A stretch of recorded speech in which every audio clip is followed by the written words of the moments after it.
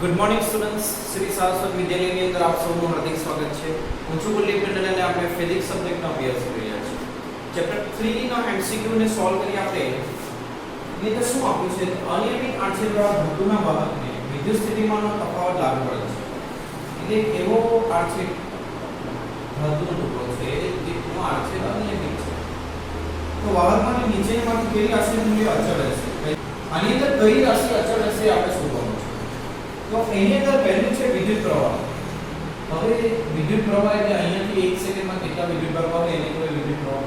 તો જેટલા વિદ્યુત પ્રવાહ અહીંથી ઘૂસશે એટલા જ બહાર આવશે. એટલે વિદ્યુત પ્રવાહ એ દરેક જગ્યાએ કેવો હશે? સમાન હશે. આડછેદના ક્ષેત્રફળ પર આધારિત નથી. બીજું છે પ્રવાહ ઘનતા.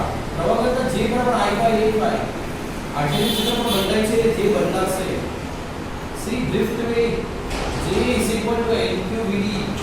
એટલે VD જે બદલાય તો VD પણ બદલાશે. D વિદ્યુત ક્ષેત્ર J સિગ્મા E. જો J બદલાય તો E પણ બદલાશે. એટલે ત્રણેય રાશિ બદલાશે, ફક્ત વિદ્યુત પ્રવાહ સમાન રહેશે. આપણે યાદ રાખશું. યાદ રાખજો અગત્યનો સવાલ. જો આડછેદનું ક્ષેત્રફળ અનિયમિત હોય તો વિદ્યુત પ્રવાહ સમાન હોય. 12મો સવાલ પણ એના ઉપરથી જ છે કે આ આડછેદ આપેલો છે અને વિદ્યુત પ્રવાહ સ્થિર વિદ્યુત પ્રવાહ વહેતો હોય તો A થી B તરફ જતા ઇલેક્ટ્રોનનો ડ્રિફ્ટ વેગ શું થશે? વધશે કે ઘટશે? તો એનો જવાબ પણ અહીંથી આપેલી ડ્રિફ્ટ વેગ બરાબર J / NQ. J એટલે I/A * NQ. તો આ શું છે? VD એ A ના વ્યસ્ત પ્રમાણમાં છે. એટલે જમણી બાજુ જાઓ તો આડછેદ વધે છે. એટલે જમણી બાજુનો આડછેદનું ક્ષેત્રફળ ડાબી બાજુ કરતાં વધારે હોવાથી ડ્રિફ્ટ વેગ એ જમણી બાજુ ઓછો થશે કોના કરતાં? ડાબી બાજુના ડ્રિફ્ટ વેગ કરતાં. એટલે એમાં શું છે? A થી B તરફ જઈએ જમણી બાજુ જઈએ તો ડ્રિફ્ટ વેગમાં ઘટાડો થશે અને ઘટશે આવશે. B જવાબ આવશે ઘટશે. 12માનો જવાબ.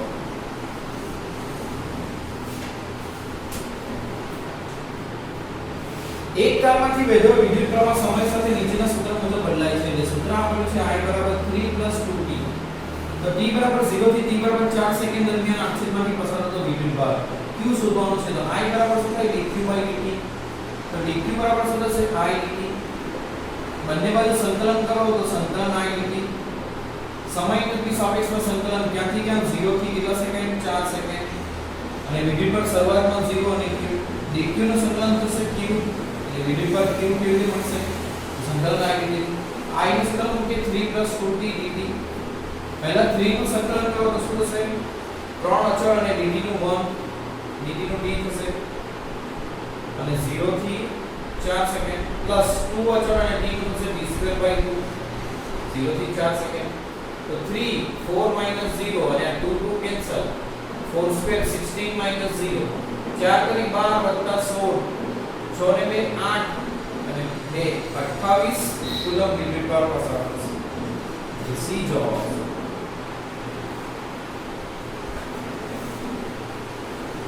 ત્રીજો પ્રશ્ન, કોઈ એક વાહકમાંથી પસાર થતો વિદ્યુત ભાર q = 5t² + 3t + 1 છે. t બરાબર સમય છે. t બરાબર 5 સેકન્ડ એ પ્રવાહનું મૂલ્ય ખાલી જગ્યા છે. તો પ્રવાહ I બરાબર શું થશે? dq/dt. સમયની સાપેક્ષે વિકલન કરો તો 5t² નું થશે 2t, 3t નું 1 થશે અને 1 નું 0 થશે. એટલે 10t + 3. તો t બરાબર કેટલા સેકન્ડ કીધું છે? 5 સેકન્ડ. t બરાબર 5 મૂકો તો I બરાબર 10 * 5 + 3 50 + 3 એટલે કેટલા થશે? 53 એમ્પિયર પ્રવાહ થશે.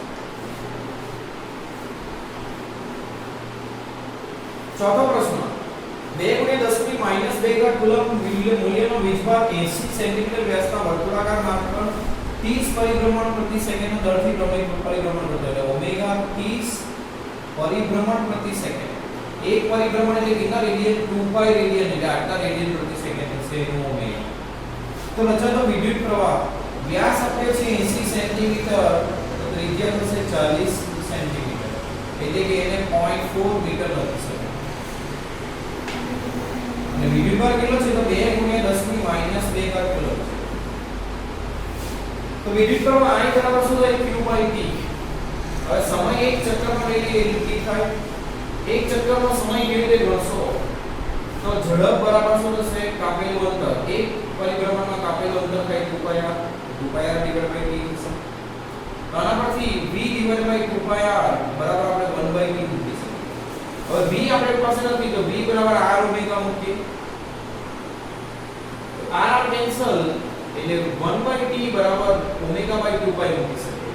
તો સમીકરણ 1 પરથી I બરાબર q ભાગ્યા 1/t એટલે ઓમેગા ડિવાઇડ બાય 2 પાઈ. હવે બધી કિંમતો મૂકીએ. q છે તો * 10 પાવર -2 ઓમેગા છે કેટલો 30 * 2 પાઈ આ 2 પાઈ તો 2 પાઈ કેન્સલ 30 * 60 60 * 10 ની -2 આટલો વિદ્યુત પ્રવાહ રચાશે એટલે 0.6 એમ્પિયર રચાશે 0.60 એમ્પિયર. ચોથો જવાબ. પાંચમો પ્રશ્ન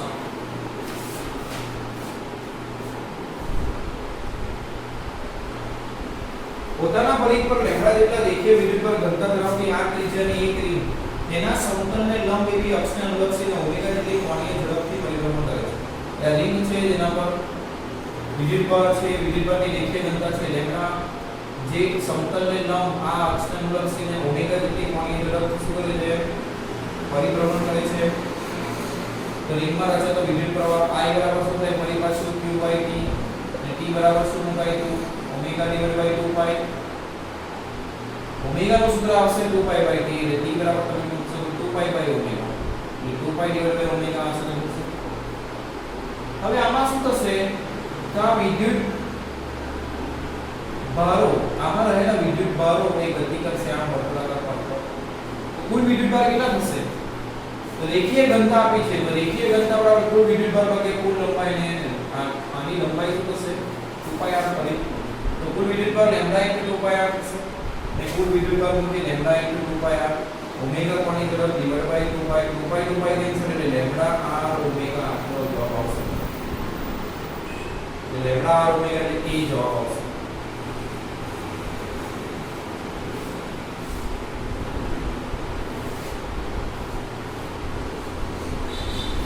વાહકનો અવરોધ શેના પર આધાર રાખે તો r નું સૂત્ર આવે ρ l / a તો યાદ રાખશો r l ના સમપ્રમાણમાં હોય r એ ના વ્યસ્ત પ્રમાણમાં હોય એટલે અવરોધ r એ પરિમાણ પર આધાર છે પરિમાણ પર આધાર રાખે પરિમાણ પર તથા દ્રવ્યની જાત પર આધાર રાખે. જ્યારે આ જે અવરોધકતા છે ρ એ ફક્ત પરિમાણ પર આધારિત નથી.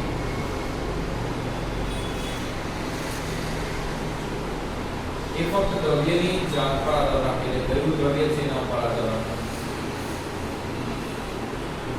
તો આના પરથી વાહકનો અવરોધ શેના પર આધાર રાખે તો વાહકના પરિમાણ દ્રવ્યની જાત અને તાપમાન સાથે પણ અવરોધ બદલાશે. r બરાબર r0 1 + α ΔT આ બતાવે છે કે તાપમાન સાથે અવરોધ બદલાય.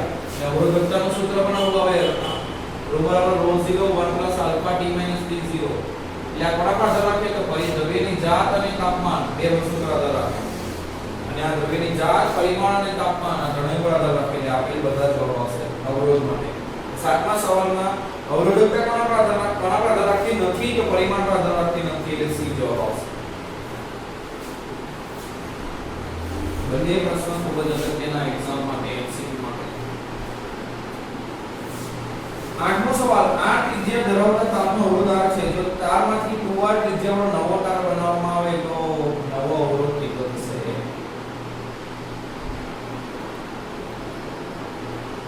આ ત્રિજ્યાનો તારનો અવરોધ છે. હવે જુઓ અવરોધ r બરાબર શું થાય ρ l / a તો આ છે તો ક્ષેત્રફળ શું લખશો πr². શું લખશો તમે πr². હવે તમે આ તાર આ પેન છે એની ત્રિજ્યા આટલી છે એને ખેંચીને લાંબી કરશો લંબાઈ વધારશો તો આરસીનું ક્ષેત્રફળ ઘટશે. એટલે લંબાઈ વધારો ઘટાડો તો આરસીનું ક્ષેત્રફળ પણ બદલાય. તો તમે એનો સંબંધ કેવી રીતે તારવશો તો આ ખૂબ જ અગત્યની નોંધ તમે લખાવો છો કે ધારો કે આપણે ઉપર નીચે a વડે ભાગી દઈએ અને a વડે ગુણી દઈએ તો આ શું થશે ρ આરસીનું ક્ષેત્રફળ ગુણ્યા લંબાઈ એટલે કદ ભાગ્યા a². એટલે આ બતાવે કે આ a² ના વ્યસ્ત પ્રમાણમાં છે. એટલે જ્યારે તમને આરસીના ક્ષેત્રફળ માટે કંઈ કીધું હોય ત્યારે તમારે આ સંબંધ વાપરવાનો. કારણ કે તમે પેનને લાંબી કરશો ટૂંકી કરશો તો કદ તો એટલું જ રહેશે પેન તો એટલી જ રહેશે. એ જ રીતે ધારો કે ઉપર નીચે લંબાઈ વડે ગુણીએ તો લંબાઈ ઇન્ટુ ક્ષેત્રફળ એટલે cos થશે અને આ l સ્ક્વેર એ r l સ્ક્વેર ના સમપ્રમાણમાં થશે કારણ કે ઘન અચળ રહે છે. તો અહીંયા આપણે જે સંબંધ આપ્યો છે એ ત્રિજ્યાનો આપ્યો છે. ત્રિજ્યા પરથી આડછેદનું ક્ષેત્રફળ મળશે એટલે r a સ્ક્વેર ના વ્યસ્ત પ્રમાણમાં સંબંધ વાપરીએ અને આના બરાબર લખીએ પાઈ r સ્ક્વેર એનો વર્ગ તો આ પાઈ સ્ક્વેર તો અચળ થશે એટલે ત્રિજ્યાના ચતુર્ઘાતના સમપ્રમાણમાં થશે. ત્રિજ્યાને સ્મોલ r વડે દર્શાવીએ કારણ કે અવરોધને r વડે દર્શાવેલો છે. તો અવરોધ ચતુર્ઘાતના વ્યસ્ત પ્રમાણમાં ત્રિજ્યાના શરૂઆતની ત્રિજ્યા છે r અને એનો અવરોધ છે r. જો ત્રિજ્યા 2r કરવામાં આવે તો અવરોધ કેટલો થાય તો r2/r1 કરીએ તો લખાશે r1 power 4 divide by r2 power 4 એટલે r1/r2 પાવર 4 લખાશે. તો r1 કેટલું છે r અને r2 કેટલું છે 2r એનો ચતુર્ઘાત એટલે r કેન્સલ 1 નો 4 ઘાત 1 અને 2 નો 4 ઘાત 2 નું 4 નું 16 ભાગ્યા 16 એટલે r2 બરાબર r1 ભાગ્યા 16 થશે એટલે r ભાગ્યા 16 જવાબ આવશે. b જવાબ આવશે. આ પણ ખૂબ જ અગત્યનું. આના ઉપરથી ઘણા સવાલ એવા આવે લંબાઈ બમણી કરવામાં આવે તો અવરોધ શું થાય તો આપણે લખ્યું r s2 ના બેઝ પ્રમાણે લંબાઈ બમણી કરો એટલે 2l નો વર્ગ એટલે 4s2 એટલે 4 ગણો થાય અવરોધ. અવરોધમાં ફેરફાર કેટલો થયો એવો પણ પૂછવામાં આવે તો 4 ગણો થયો એટલે ફેરફાર કેટલો થયો r માંથી 4r થયો એટલે ફેરફાર કેટલો થયો 3r. કેટલા ટકા ફેરફાર થયો તો ફેરફાર ભાગ્યા મૂલ્ય એટલે 3 ગુણ્યા 100 એટલે 300% નો ફેરફાર થયો. આ ઘણા બધા પ્રશ્નો આવે પણ એની ગણતરીનું લોજિક આ છે, આ ધ્યાનમાં રાખશો. J સિગ્મા E તો યાદ રાખજો ઓહમનો નિયમ એ R V/I લખાય અથવા તો બીજું સ્વરૂપ છે એનું J સિગ્મા E. આને કહેવાય ઓહમના નિયમનું સદિશ સ્વરૂપ. એટલે આ દર્શાવે છે ઓહમનો નિયમ. ધાતુના એક વાહકનું તાપમાન વધારતા દ્રવ્યની અવરોધકતા અને વાહકતાનો ગુણાકાર. હવે તાપમાન વધારીએ તો અવરોધકતા વધે. યાદ રાખજો અવરોધકતાનું તાપમાન પર આધારની અંદર સુવાહકની અંદર આ રીતનો ગ્રાફ આવે. તાપમાન વધે તો અવરોધકતા વધે અને અર્ધવાહકની અંદર તાપમાન વધારો તો અવરોધકતા ઘટે. અને નિક્રોમ નામના એક મિશ્ર ધાતુ માટે તાપમાન વધારો તો અવરોધકતા રેખીય પ્રમાણમાં વધે. એટલે આ ગ્રાફ પણ યાદ રાખજો તમે. સુવાહક માટે, અર્ધવાહક માટે ને મિશ્ર ધાતુ માટે. તો સુવાહકની અંદર હવે વાહકતા અવરોધકતા એકબીજાના વ્યસ્ત પ્રમાણમાં હોય એટલે તાપમાન વધારતા જો વાહકતા વધે અવરોધકતા વધે તો વાહકતા ઘટે. તો આપણે શું કીધું છે દ્રવ્યની અવરોધકતા અને વાહકતાનો ગુણોત્તર ρ ભાગ્યા સિગ્માનો ગુણોત્તર શું થશે તો એક વધે છે અને બીજું ઘટે છે. ઉપરનું પદ વધે તો જવાબ વધે, નીચેનું પદ ઘટે તો પણ જવાબ વધે એટલે પરિણામી શું થશે વધારો થશે એટલે જવાબ આવશે વધશે. તાપમાન વધારતા અવરોધકતા વધે અને વાહકતા ઘટે એટલે ગુણોત્તરના પરિણામે શું થાય વધારો થાય. હવે ગુણોત્તર નથી પૂછ્યું પણ ગુણાકાર પૂછ્યો છે. ગુણોત્તર પૂછ્યો એટલે વધારો જવાબ આવે. ગુણાકાર એક વધે ને બીજું ઘટે એટલે ગુણાકાર તો કેવો રહે અચળ રહે. એટલે ગુણાકાર માટે પૂછ્યું હોય તો અચળ જવાબ આવશે એટલે સી. ગુણોત્તર માટે પૂછ્યું હોય તો વધશે જવાબ આવે.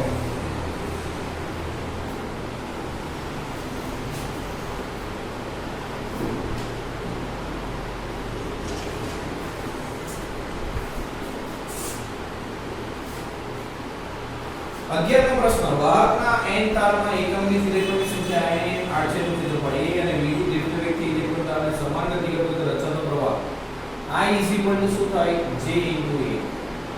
J શું થાય NeVd * A. આ સૂત્ર NeVd. 12મો પ્રશ્ન આપણે કર્યો. આગળનો પ્રશ્ન કરીએ 13મો. ઇલેક્ટ્રોનનો ડ્રિફ્ટ વેગ શું હોય તો ડ્રિફ્ટ વેગ J NeVd. એમાં ડ્રિફ્ટ વેગ અને J એટલે Vd J ની દિશામાં હોય જે પ્રવાહ ઘનતાની દિશામાં હોય. 14મો પ્રશ્ન કિર્ચોફનો પ્રથમ નિયમ. યાદ રાખજો કિર્ચોફનો પ્રથમ નિયમ એ તમને વિદ્યુતભાર સંરક્ષણના નિયમ પરથી મળે.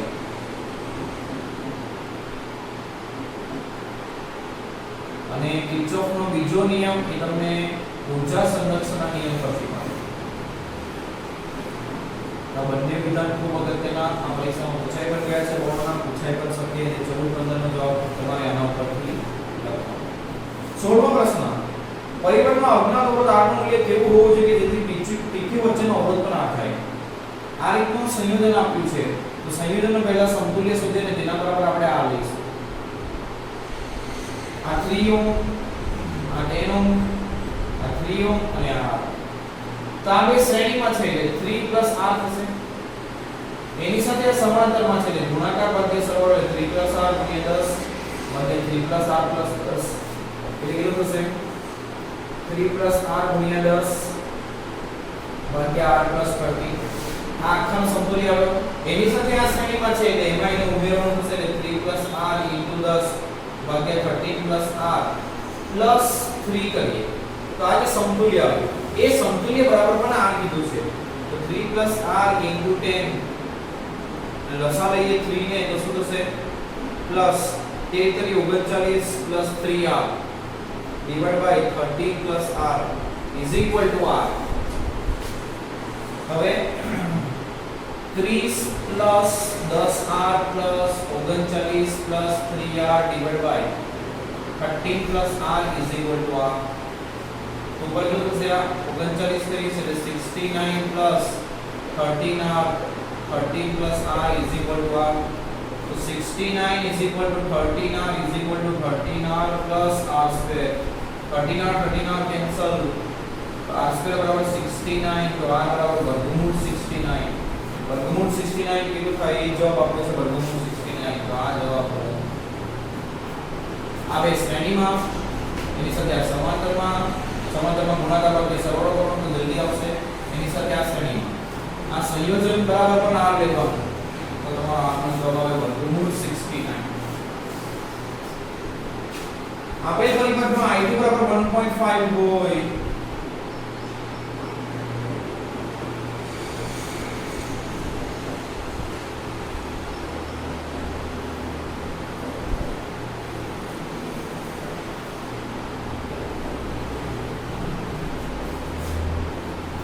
આ 1.5 હોય તો I1 કેટલું?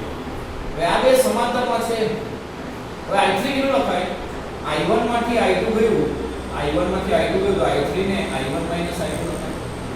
આ બે અવરોધ સમાંતરમાં છે તો બંનેનો વોલ્ટેજ કેવો થશે? સરખો થશે. વોલ્ટેજ એટલે I * R એટલે પ્રવાહ I2 * 20 બરાબર I3 * 30. I2 બરાબર 1.5 છે. 1.5 એટલે 3/2 લખી શકો અને I3 બરાબર I1 - I2 is into 30. 10 વડે ભાગો તો આ કેન્સલ, 3 વડે ભાગો એટલે 3 કેન્સલ, 2 2 1 કેન્સલ એટલે 1 બરાબર I1 - I2. આના પરથી 1 બરાબર I1 - I2 તો આના પરથી I2 બરાબર થશે I1 - 1. આપણે I2 તો છે આપણી પાસે I1 શોધવાનું છે I1 બરાબર 1 I2. I2 બરાબર 1.5 તો 1 + 1.5 2.5 એમ્પિયર I1 થશે.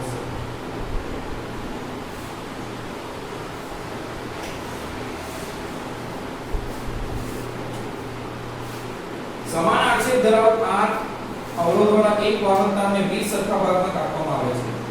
એટલે દરેકનો અવરોધ થશે R ભાગ્યા 20 સરખા ભાગમાં કાપી લો. આમાંના અડધાને શ્રેણીમાં અને બાકીને સમાંતરમાં જોડવાનું. એટલે 10 ને શ્રેણીમાં જોડો તો 10 ને શ્રેણીમાં જોડો તો સમતુલ્ય શું થશે?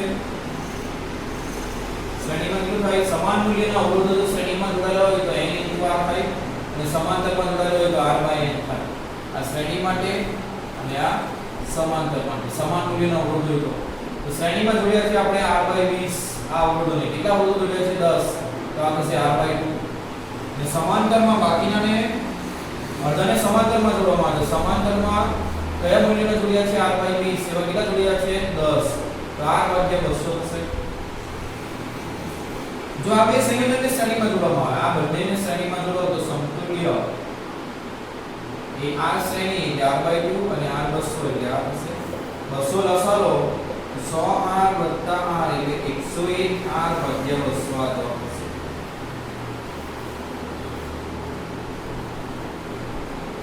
એક કોષનું EMF 2.2 વોલ્ટ છે.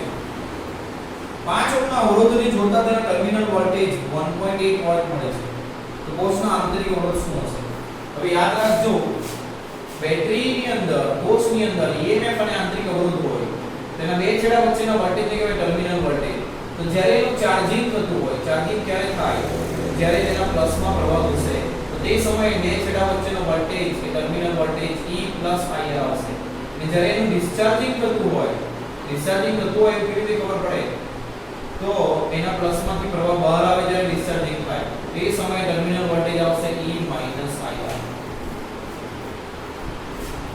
તો અહીંયા કઈ કીધું નથી એટલે સમજવાનું એનું ડિસ્ચાર્જિંગ જ થતું હોય, બરાબર? કારણ કે તેને 5 ઓહ્મના અવરોધ સાથે જોડેતા લખ્યું છે.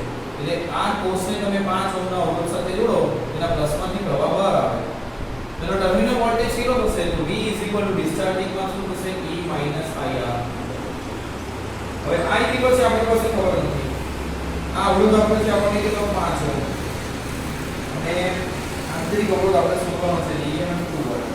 હવે જુઓ, આ કોષના બે છેડા વચ્ચેનો વોલ્ટેજ E IR અને આ બે છેડા એ અહીંયા જોડાયેલા છે આની સાથે. તો અહીંયા આગળનો વોલ્ટેજ, આ આગળનો વોલ્ટેજ V અને આ ટર્મિનલ વોલ્ટેજ V સમાન હશે. તો આ આગળનો વોલ્ટેજ શું લખાય? એમાંથી વહેતો પ્રવાહ I અને અવરોધનું મૂલ્ય 5 અને ટર્મિનલ વોલ્ટેજ E IR. આવું થશે.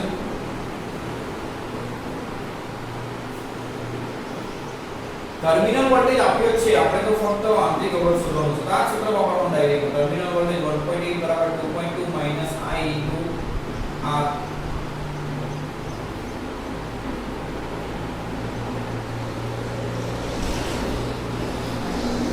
અથવા તો પહેલા અત્યારે હવે આમાં બેટરીનું ડિસ્ચાર્જિંગ થાય છે એટલે ટર્મિનલ વોલ્ટેજ થશે E IR. હવે તમે જુઓ, બેટરીના બે ટર્મિનલ અહીંયા R સાથે જોડાયેલા છે એટલે ટર્મિનલ વોલ્ટેજ R આગળનો વોલ્ટેજ એટલો થશે. R આગળનો વોલ્ટેજ શું લખાય? I R અને ટર્મિનલ વોલ્ટેજ આપણે છે 1 R. તો I બરાબર થશે 1.8/5 આટલા એમ્પિયર પ્રવાહ આવશે. હવે ટર્મિનલ વોલ્ટેજ V બરાબર E IR છે. તો ટર્મિનલ વોલ્ટેજ શું લખશું? 1.8 વોલ્ટ. EMF 2.2, પ્રવાહ 1.8/5 અને આંતરિક અવરોધ R શોધવાનો છે. 1.8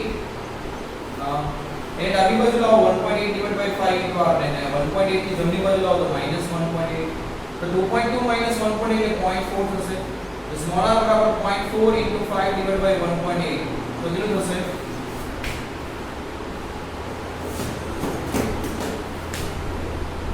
0.4 * 5/1.8 તો જવાબ હશે 1.11.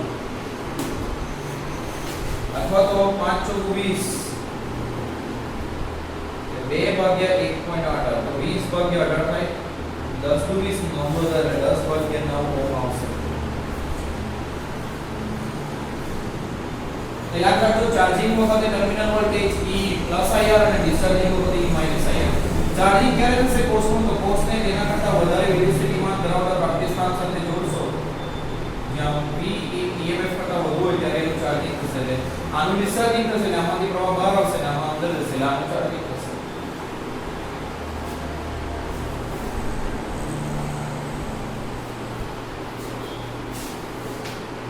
સમાન વ્યાસ અને સમાન લંબાઈ ધરાવતા રોવર અને રોટો અવરોધક ધરાવતા બે તારને શ્રેણીમાં જોડવામાં આવે તો સમતુલ્ય અવરોધક બની જશે.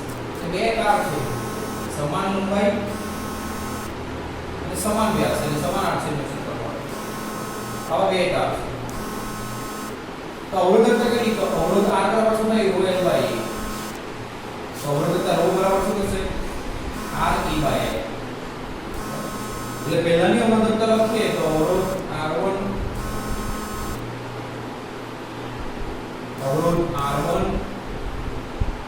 અથવા તો અવરોધ R બરાબર લખીએ તો પહેલાની અવરોધ R1 ρ1 L/A અને બીજાનો અવરોધ લખીએ તો ρ2 L/A.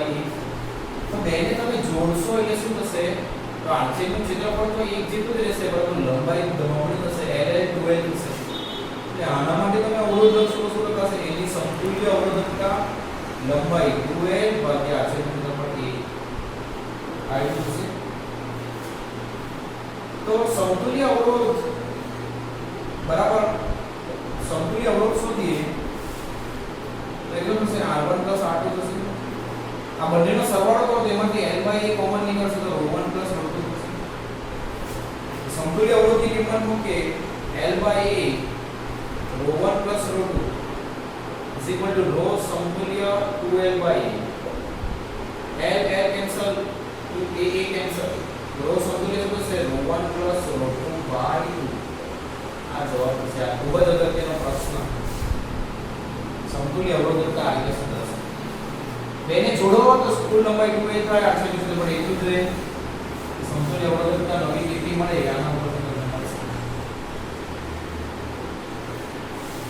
ઉપર દર્શાવેલ વિદ્યુત પરિપથમાં 10 ઓહ્મના અવરોધમાંથી વહેતો વિદ્યુત પ્રવાહ 2.5 એમ્પીયર છે. પરિપથ દોરેલો છે.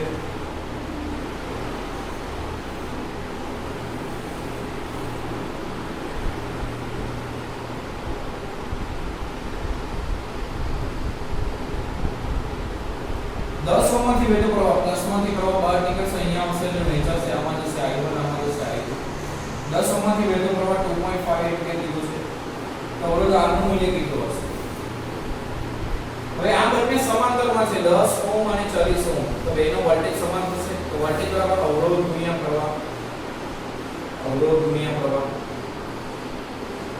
I2 બરાબર 2.5/4 આ I2 થશે હવે આ પ્રવાહ આ અહીંયા વહેંચાય છે તો I બરાબર શું થશે I1 + I2 એટલે કે આ અહીંયા આવે છે ને વહેંચાય છે I1 I2 તો I1 કેટલું છે 2.5 અને I2 કેટલું છે 2.5/4 2.5 ને કોમન કરો તો 1 + 1/4 એટલે 5/4 થશે તો પ્રવાહ I બરાબર 2.5 * 5/4 25 + 125 એટલે 12.5/4 આ કુલ પ્રવાહ હશે તો અવરોધ R નું મૂલ્ય કેટલું એ શોધવાનું છે હવે જુઓ આ બે છેડા A અને B એ કોમન છે આ પણ B અને H કહેવાશે તો આ બે છેડા પર વોલ્ટેજ કેટલો થશે A અને B છેડા વચ્ચેનો વોલ્ટેજ તો પ્રવાહ I1 * અવરોધ 10 એટલે 2.5 * 10 એટલે 25 વોલ્ટ થશે હવે તમે જુઓ તો 50 વોલ્ટ આપણે અહીંયા આગળ અને અહીંયા આગળ આપ્યો છે એટલે અહીંયાનો વોલ્ટેજ V1 હોય તો 50 બરાબર આ V1 + આ વોલ્ટેજ થાય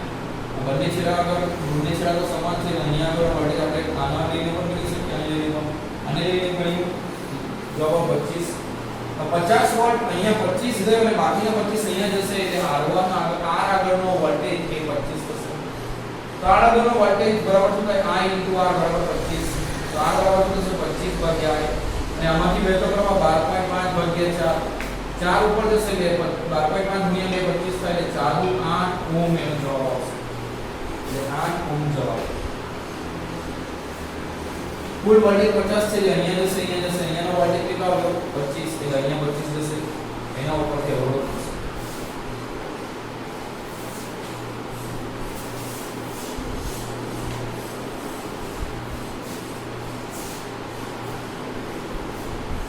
તમને 10 અવરોધો આપેલા છે દરેકનો અવરોધ 2 ઓહ્મ છે એટલે અવરોધ છે 2 ઓહ્મ એમાં કેટલા અવરોધ છે 10 પ્રથમ તેમને શક્ય લઘુત્તમ અવરોધ મેળવવા જોડવામાં આવે છે લઘુત્તમ અવરોધ ક્યારે મળે જ્યારે બધાને સમાંતરમાં જોડે જ્યારે R/n મળે એટલે R કેટલો 2 ઓહ્મ અને કેટલી સંખ્યા 10 એટલે 0.2 મળે અથવા તો 2/10 લાવો અથવા R/n લાવો આ એનો લઘુત્તમ અવરોધ મળે અને જ્યારે તમે એને પહેલા એને લઘુત્તમ અવરોધ મળે એ રીતે જોડવામાં આવે અને ત્યારબાદ તેને શક્ય મહત્તમ અવરોધ મેળવવા માટે જોડો મહત્તમ અવરોધ ક્યારે મળે જ્યારે એને બધાને શ્રેણીમાં જોડો તો સમતુલ્ય શું મળે n * r તો મેળવેલ મહત્તમ અને લઘુત્તમનો ગુણોત્તર એટલે Rmax / Rmin નો ગુણોત્તર શું થશે Rmax n * r અને Rmin r/n n ઉપર જાય એટલે n² જવાબ થશે r કેન્સલ n² એટલે 10 અવરોધ છે એટલે 10 નો વર્ગ લેલા છે 100 ગુણોત્તર આવશે 100 તો આટલા પ્રશ્નો તમારે આ ચેપ્ટરની અંદર જોવાના બાકીના પણ અમુક પ્રશ્નો આ ચેપ્ટરની અંદર આપણે આગળ કરીશું